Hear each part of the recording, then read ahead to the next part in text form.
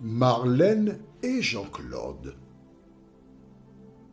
te présentent pour 2026 la série qui s'intitule « Voici, il vient ». Merci pour ta fidélité et que l'Éternel continue de t'éclairer tandis que tu découvres la vérité. Merci de nous accueillir encore. Et ensemble, nous allons continuer d'étudier la parole de l'Éternel. En te rappelant que c'est seul le Saint-Esprit qui permet de comprendre et de marcher dans la vérité. Aujourd'hui, notre thème est « Et augmenter ». La référence vient du livre de Actes des Apôtres, chapitre 16, versets 4 et 5. Actes chapitre 16, versets 4 et 5. Je rappelle que nous sommes en train d'étudier un chapitre de la Bible, Acte 16, dans le cadre de la prière. Afin de comprendre les références du jour, prions. Notre Seigneur et notre Dieu, nous tournons nos regards vers toi. Nous nous appuyons sur le rocher des siècles qui seul nous conduit dans toute la vérité. Cet esprit, alors que nous prenons le temps d'étudier la parole, merci de nous conduire, de nous convaincre. Nous t'avons prié au nom de Jésus pour ta gloire éternelle. Amen. Rappelle-toi, nous avons vu que cette femme qui était comment? Une femme juive fidèle, avait épousé un père grec. C'est intéressant de voir que ce n'est pas évident. Et je fais un petit récapitulatif. La Bible donne le détail, nous montrant que depuis la nuit des temps, il y a des unions qui ne sont pas conformes à la parole de Dieu.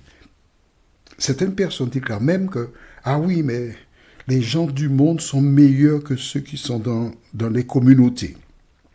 Il y a du bon et du mauvais partout. D'accord? Mais quand deux personnes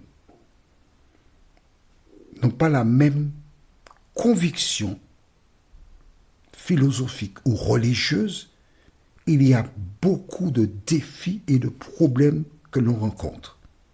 Mais à travers la vie de cette femme, juive fidèle, nous découvrons que, bien que cela existe, il se trouve que si ces mères de famille combattent par la prière, si elles remplissent les conditions divines, si elles obéissent à l'enseignement biblique, qu'il leur sera possible un jour de voir le résultat.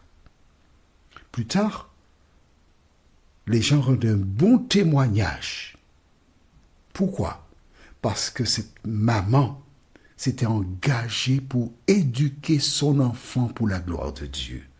Quand aujourd'hui, tu rencontres une femme et son mari lui fait des reproches parce qu'elle ne sait pas tenir une maison, c'est parce qu'elle n'a pas été éduquée dans ce sens. Mais quand les parents remplissent leurs devoirs, quand les parents vont jusqu'au bout, la gloire pour eux, c'est d'entendre et de voir leurs enfants heureux parce qu'ils ont été bien élevés. J'ai dit, et j'explique à nouveau parce que les nouvelles personnes doivent savoir que cette femme, la Bible te dit au verset 1, la fin du verset 1, fils d'une femme juive fidèle et d'un père grec. Une femme juive fidèle. Cette femme fidèle savait qu'on devait circoncire le garçon 8 jours après sa naissance. Mais certainement, Elle en a parlé avec douceur, avec amour à son époux, qui est un grec. Et cet homme s'est opposé. Voilà pourquoi Timothée n'avait pas été circoncis. Maintenant, devenu adulte, qu'est-ce qui se passe? Au verset 3, nous lisons, Paul voulut l'emmener avec lui et l'ayant pris, donc il a pris Timothée, donc ils sont partis, il le circoncis. Il a attendu qu'il parte. C'est un adulte. Il lui a certainement parlé de la circoncision. Il lui a simplement expliqué pourquoi il fallait être circoncis. Ce n'est pas seulement à cause des Juifs, parce que si c'était à cause des Juifs, il ne l'aurait pas fait, parce que Paul avait une tête, entre guillemets, une tête brûlée. C'est quelqu'un, lorsqu'il t'a dit gauche, c'est gauche, lorsqu'il t'a dit droite, c'est droite. Un homme convaincu. Et une fois circoncis, ils sont partis pour remplir la mission. Les versets du jour, je t'ai expliqué tout cela parce que si tu es nouvelle ou nouveau, c'est pour que tu comprennes. Et en même temps, c'est pour renforcer ce que les autres avaient déjà entendu. Verset 4. En passant par les villes, il recommandait aux frères d'observer les décisions des apôtres et des anciens de Jérusalem. De quelle décision s'agit-il? Alors il faut savoir qu'il y avait certaines personnes qui tenaient des propos, qui faisaient des propositions, et puisqu'on avait accepté Jésus pour sauveur personnel, des traditionalistes voulaient imposer aux nouveaux de respecter toutes les lois juives. Mais il y a des lois qui n'ont rien à voir avec la foi chrétienne. Alors, les apôtres qui étaient à Jérusalem se sont réunis et à plusieurs reprises, ils ont vu des thèmes, arrêté des décisions qu'ils ont envoyées dans toutes les localités ou encore dans toutes les églises afin que l'on respecte cette norme-là. Je relis avec toi le verset 4. Je sais pourquoi. En passant par les villes, il recommandait aux frères d'observer les décisions des apôtres et des anciens de Jérusalem. D'accord? Donc, ils marchaient de même pas. Ils ne présentaient pas des choses contraires. Ils étaient fondés dans la foi. Ils étaient unis dans l'enseignement. Aujourd'hui, tu rencontres certaines communautés ou du sein de la communauté, il y a d'autres communautés qui prennent naissance. Mais ce qu'il y a de drôle, c'est que ces nouvelles communautés qui prennent naissance ne vont pas chercher de nouvelles personnes pour leur parler de Jésus. Elles restent dans la communauté pour persécuter cette dernière et pour leur faire la guerre.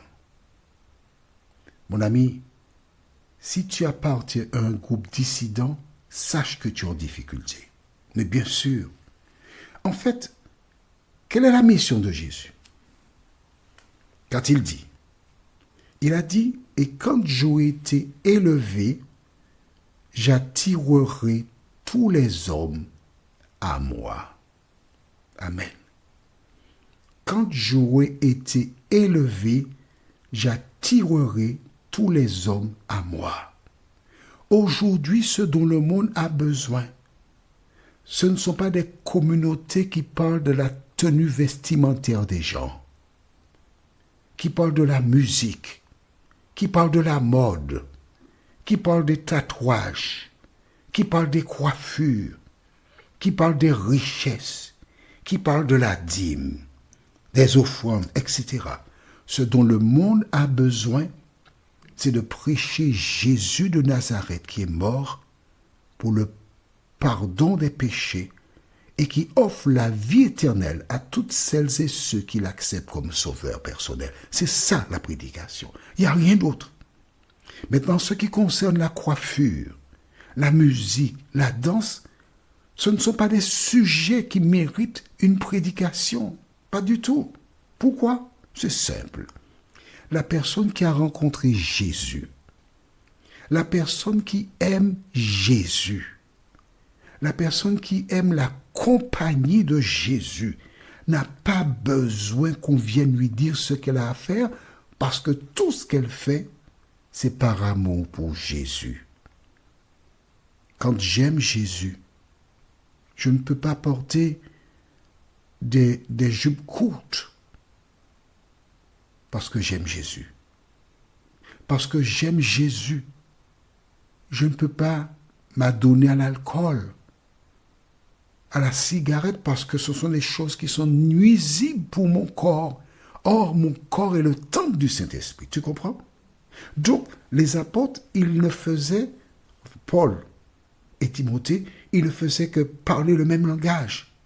Et qu'est-ce qui se passait? Lisons maintenant au verset 5. Les églises se fortifiaient dans la foi et augmentaient en nombre de jour en jour. Ça, c'est magnifique. Les églises augmentaient de jour en jour. Alors, regarde bien.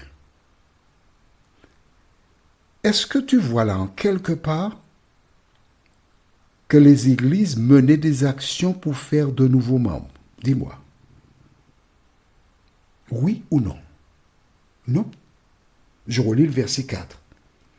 En passant par les villes, il recommandait aux frères d'observer les décisions des apôtres et des anciens de Jérusalem. Les églises se fortifiaient, c'est-à-dire elles devenaient fortes dans la foi et augmentaient en nombre de jour en jour. Pourquoi elles augmentaient de jour en nombre? Je cite souvent Acte 2, verset 47. Tu vois, je tourne la page. Acte 2, verset 47. Je vais lire, mais si tu peux lire en même temps que moi, c'est pas mauvais du tout. Hein? Acte 2, verset 47. As-tu trouvé?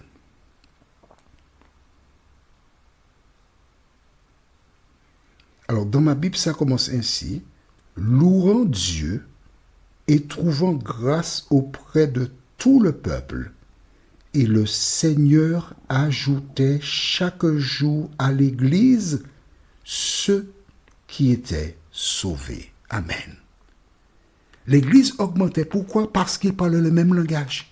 Il y avait l'amour fraternel. Ils ne tenaient pas des semaines pour convaincre des gens. Ils ne tenaient pas des campagnes d'évangélisation. Et le Seigneur ajoutait chaque jour à l'Église ceux qui étaient sauvés. Notre référence pour notre prochaine étude se trouve au livre de Acte 16, versets 6 à 8. Le thème, le Saint-Esprit. Acte 16, versets 6 à 8. Le Saint-Esprit. Prions. Merci notre Seigneur et notre Dieu.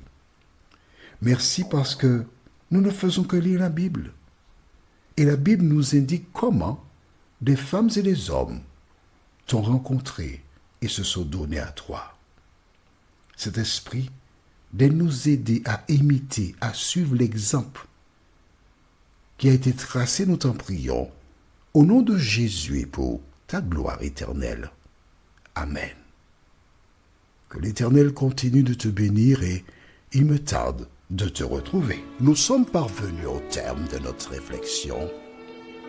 Si d'aventure tu as une question, il te suffit d'envoyer un message par le biais de WhatsApp au numéro suivant, plus 596 696 88 93 93.